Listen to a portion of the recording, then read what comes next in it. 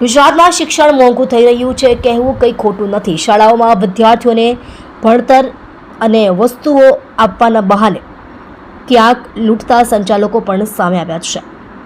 ત્યારે હવે Surat stationary merchant એસોસિએશનનો ગંભીર આરોપ લગાવ્યો છે।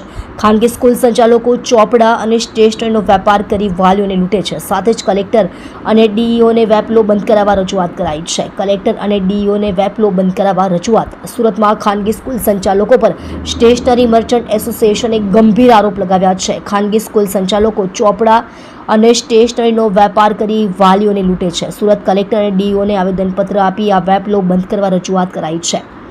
સાથે જ શિક્ષણના ધામમાં શાળા સંચાલકો વેપાર કરતા હોવાનો આરોપ લગાવ્યો છે। કહેવામાં આવી રહ્યું છે કે વાલીઓને 15 થી 20% મોંઘા ચોપડા અને સ્ટેશનરીમાંથી લેવા દબાણ કરાઈ છે।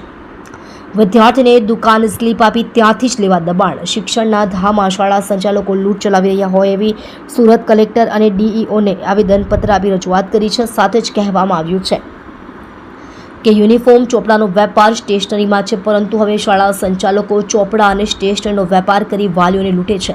વિદ્યાર્થીઓને દુકાનની સ્લીપ આપી ત્યાંથી જ તમામ વસ્તુઓ લેવી તેનું દબાણ કરવામાં આવે છે। આવેદનપત્રમાં જણાવાયું છે કે સુરતની ઘણી ખાનગી શાળાઓ સ્કૂલ સ્ટેશનરી તેઓની શાળા મારફત અથવા તો તેમના નક્કી કરેલા સ્ટોર્સ ઉપરથી જ ખરીદવાની વાલીઓને ફરજ પાડે છે। એવું પણ જાણવા મળ્યું છે કે કંપનીઓ પણ ઘણી વસ્તુઓની MRP પણ શાળાઓની જરૂરિયાત મુજબ વધારીને આપતી હોય છે।